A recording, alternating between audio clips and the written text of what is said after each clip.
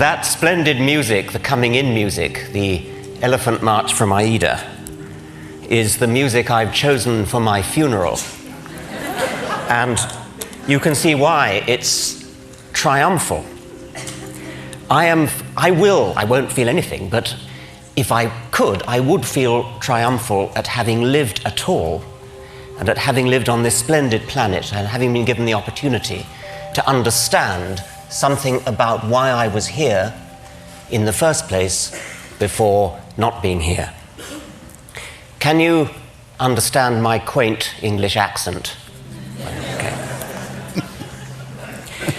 Like everybody else, I was entranced yesterday by the animal session, Robert Full and Franz Lanting and others, the beauty of the things that they showed. The only slight jarring note was when Jeffrey Katzenberg said of the Mustang, the most splendid creatures that God put on this earth. Now, of course, we know that he didn't really mean that, but in this country at the moment, you can't be too careful. I'm a biologist, and the central theorem of our subject, the theory of design, Darwin's theory of evolution by natural selection, in professional circles everywhere, it's of course universally accepted. In non-professional circles outside America, it's largely ignored. But in non-professional circles within America, it arouses so much hostility that it's fair to say that American biologists are in a state of war. The war is so worrying at present, with court cases coming up in one state after another, that I felt I had to say something about it. If you want to know what I have to say about Darwinism itself, I'm afraid you're going to have to look at my books, which you won't find in the bookstore outside. Contemporary court cases often concern an allegedly new version of creationism called intelligent design, or ID. Don't be fooled. There's nothing new about ID. It's just creationism under another name.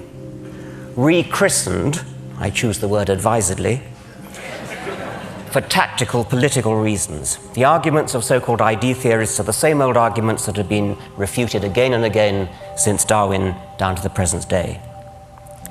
There is an effective evolution lobby coordinating the fight on behalf of science, and I try to do all I can to help them, but they get quite upset when people like me dare to mention that we happen to be atheists as well as evolutionists. They see us as rocking the boat, and you can understand why. Creationists, lacking any coherent scientific argument for their case, fall back on the popular phobia against atheism. Teach your children evolution in biology class, and they'll soon move on to drugs, grand larceny, and sexual perversion.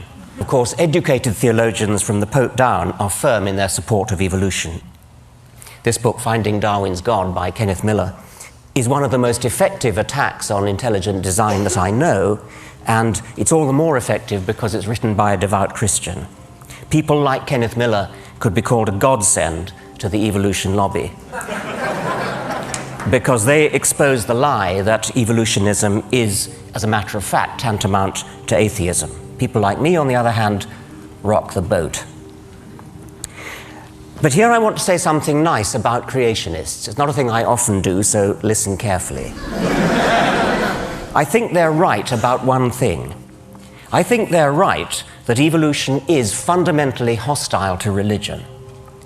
I've already said that many individual evolutionists, like the Pope, are also religious, but I think they're deluding themselves.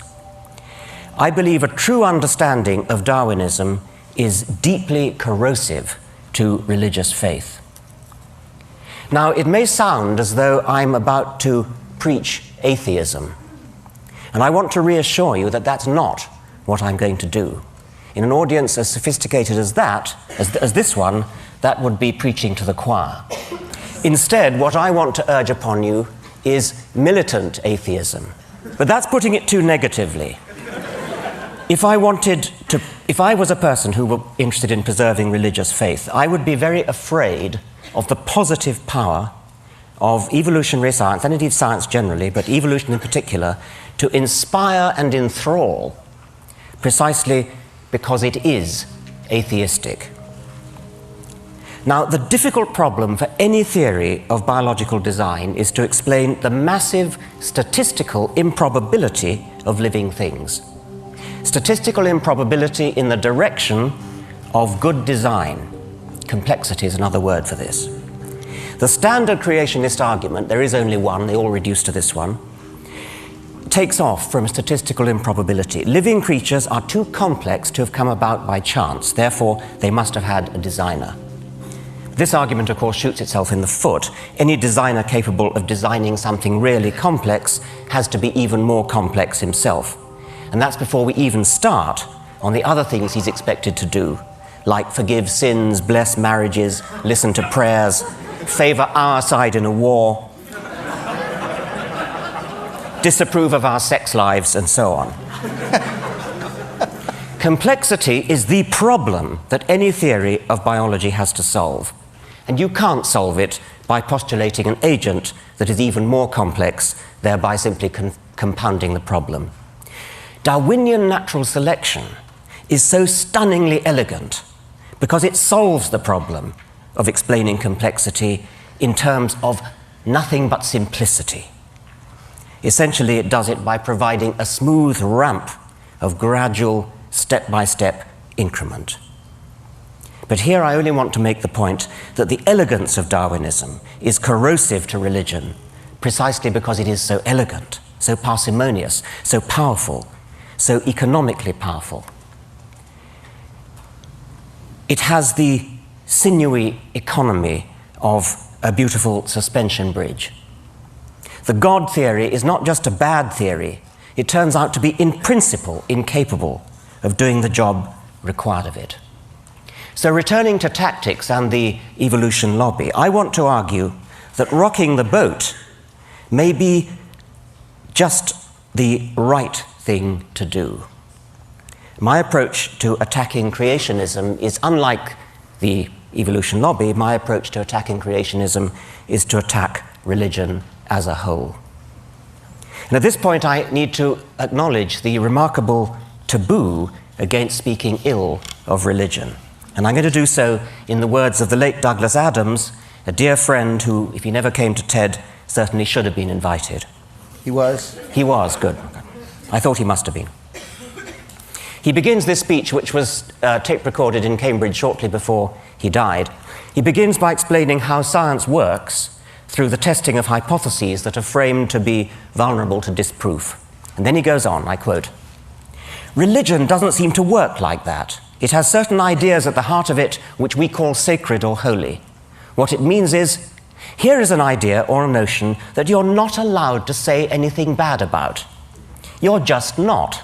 Why not? Because you're not. Why should it be that it's perfectly legitimate to support the Republicans or Democrats, this model of economics versus that, Macintosh instead of Windows, but to have an opinion about how the universe began, about who created the universe, no, that's holy." So we are used to not challenging religious ideas. And it's very interesting how much of a furore Richard creates when he does it. He meant me, not that one. Everybody gets absolutely frantic about it because you're not allowed to say these things. Yet when you look at it rationally, there is no reason why those ideas shouldn't be as open to debate as any other, except that we've agreed somehow between us that they shouldn't be. Well, that's the end of the quote from Douglas. In my view, not only is science corrosive to religion, religion is corrosive to science. It teaches people to be satisfied with trivial, supernatural non-explanations and blinds them to the wonderful real explanations that we have within our grasp. It teaches them to accept authority, revelation, and faith instead of always insisting on evidence.